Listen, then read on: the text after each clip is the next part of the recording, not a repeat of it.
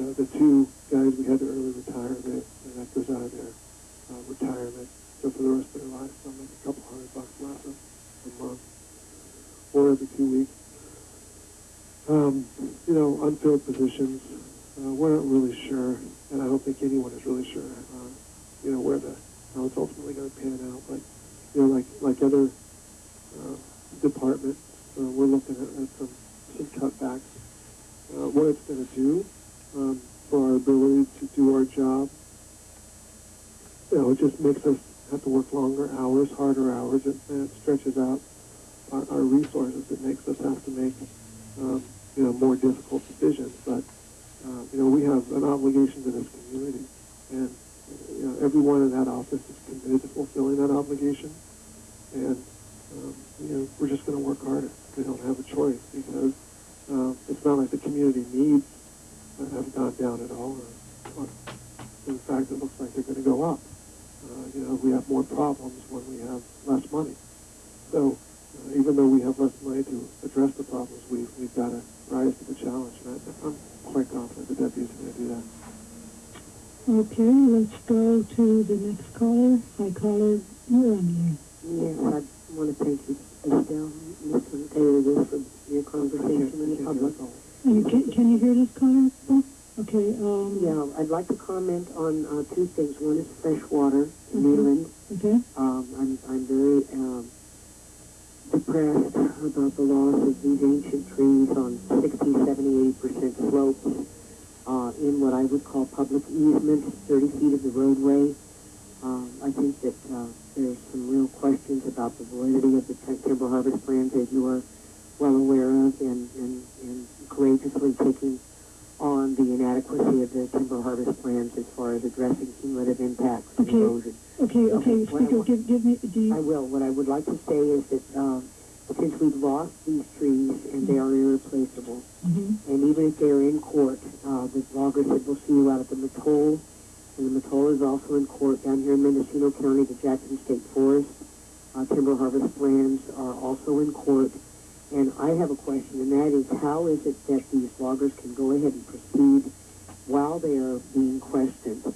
I understand there was a stay by Judge Golden for them not to participate, to continue to harvest, and yet they disobeyed the stay.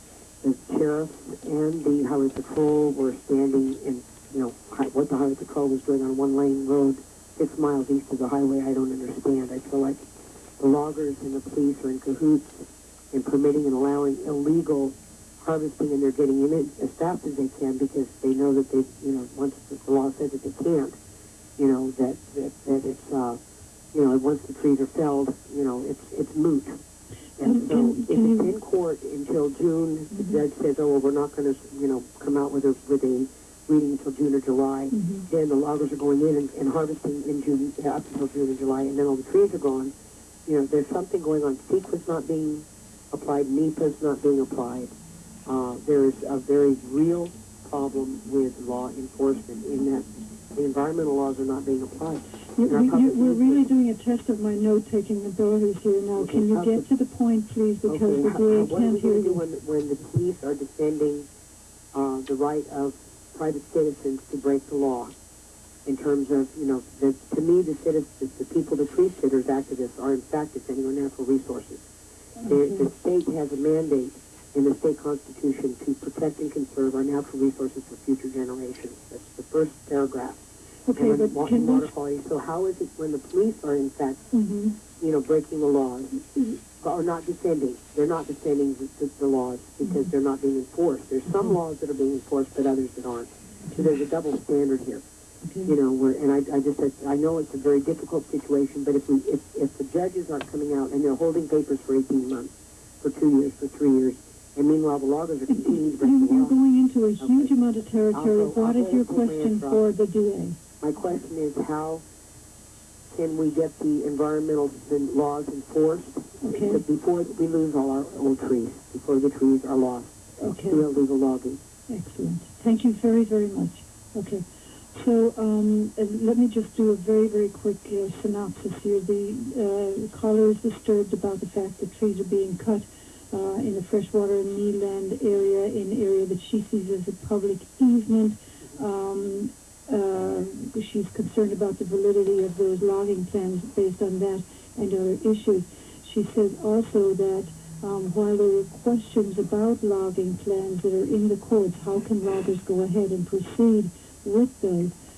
She, in her opinion, she believes that police are defending or helping the loggers to conduct what essentially could be illegal practices and not defending the laws that find those illegal. She says, how can we basically get the environmental laws enforced?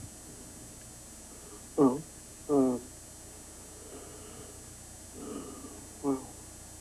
how can we get environmental laws enforced? That's exactly what we're trying to do. You know, we have Paul Hagan in our office. He is an environmental prosecutor. He does entirely environmental cases. You know, that we just recently had the settlement against Sierra Pacific Industries for the pollution of the bay. You know, that's Paul's full-time job is trying to make, how do you say it, trying to work to make sure that businesses internalize the cost of doing business so that you know, they comply with environmental regulations and to make sure that you know, our children get to enjoy the same beautiful bay and rivers and green grass and clean air that we get to enjoy. You know, truly, Paul is working with a vision of Humboldt County 20, 30, 40 years down the road. And he's trying to do that to the best of his ability. And, you know, that's a big mandate for him to try to fulfill, and he's working hard to do it. You know, the Pacific Lumber Company case, although a lot of people think of it as an environmental case, it's a fraud case. But there clearly was an environmental impact associated with that unlawful activity if it's determined to be unlawful. So, you know, we're doing our best. And, you know, we're certainly trying to do what we can. You know, we can, you know, it's just like everything we do out there. We can work tirelessly day and night, and we can't prevent crime. We can punish it with a goal to preventing it, and reach out, try to educate the community, and try to do things to do both sides, both prevention and punishment. But despite all our best efforts, there's going to be stuff out there. And, you know, we're working hard to do that. I will add that, you know, people need to give law enforcement the opportunity to fulfill their obligations. And some people say, well, we have and it hasn't paid off. You know, we just had a homicide case in Napa with a woman who decided that she wasn't going to trust law enforcement to do their job, and she didn't care. She wanted law enforcement to do what she wanted, not what the law required. And she became a judge, a jury, and an executioner. She killed a person. And when other people say, hey, we're going to take the law into our hands, they may not be an executioner, but they are making themselves a judge and a jury. And they are saying that it's okay for them to take extra legal action. And when they break the law, what they say to another person is, it's okay for you to break the law. And then the next person, it's a spiral. And pretty soon what we have dead kids in the forest.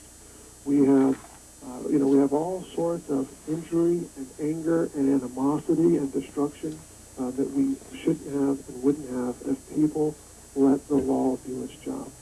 And it's an imperfect practice.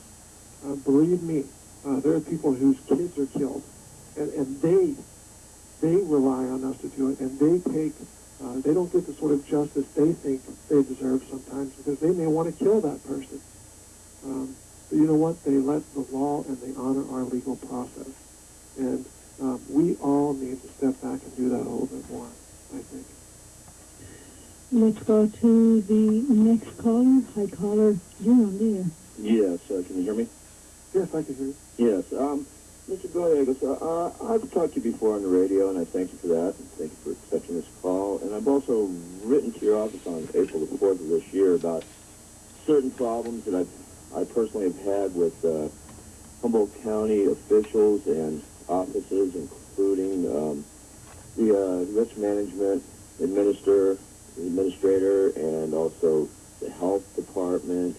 I also recently, just this last Monday, I had an appointment with Mr. Clark of the courts due to some real problems with transcripts and such, and this was recommended to me, or I was given this appointment through a Linda Carter, because she's noticed some of these problems. And what I'm curious about is, I don't know if there's any remedy or for me, because it seems to be escalating, and it started with health care for seniors that I was involved in with my ex-father-in-law and a health care agency in Humboldt County who was doing this care for, or representing themselves as doing care for multiple patients in the Humboldt County area. Now, since then, there was some real problems personally that had happened to us as far as their training and such, and since then, there's a law firm that represents St. Joseph's Hospital and all their affiliates, and they also represent multiple agencies, including Humboldt County. And I know they're representing Kerry Phelps and Sheriff Lewis also at this point, and there's like a lot of conflict of interest between, what had happened in my case. Have delayed records where I went to court and there was what they call a summary judgment. Well, I lost on lack of evidence. Well, the evidence came the day after trial, which I had subpoenaed 3 times earlier, and one time was due to, the statutes, and I met the judge's, requirements, and the next time my records came, there was one piece of paper, which was a joke, and then they delayed it until where I did go to trial. I received no satisfaction whatsoever because I had no evidence, and I was judged against me due to lack of evidence only. Also, there was an OSHA investigation. Excuse me, caller, can you cut it down a little bit, because we've got a lot of listeners wanting to talk to you. I'll cut it right quick. There was an OSHA investigator that was also involved, which happens to be something similar to the logging practice. Anyhow, this gentleman wrote me a letter stating that because of the county risk management administrator and St. Joseph's attorney, that they needed a jurisdictional issue from the attorney general. Well, they never did that. What he did was just delayed it, so I went to court with no information at all, and I'd been asking for information 6 months prior, as to this. They delayed it, and then they finally made a determination in my OSHA case, which was based on what the judge's determination was, and he finally admitted that to me just in the last month. So what's the question for the DA? My question is we had discussed previously about, what is the criminal process of, obstructing justice and due process. I mean, how does someone get remedies on such? Where do I go with something like that? Because there's even missing records downstairs in the county clerk's office. Where you put documents, and I have the documents, and somehow they've been pulled.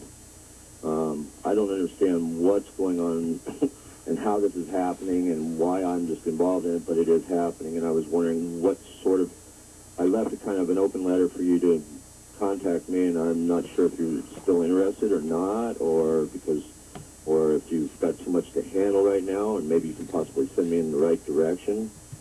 Okay, let's give the DA a chance to answer you. Sure, I'm done. Thank you. The other week,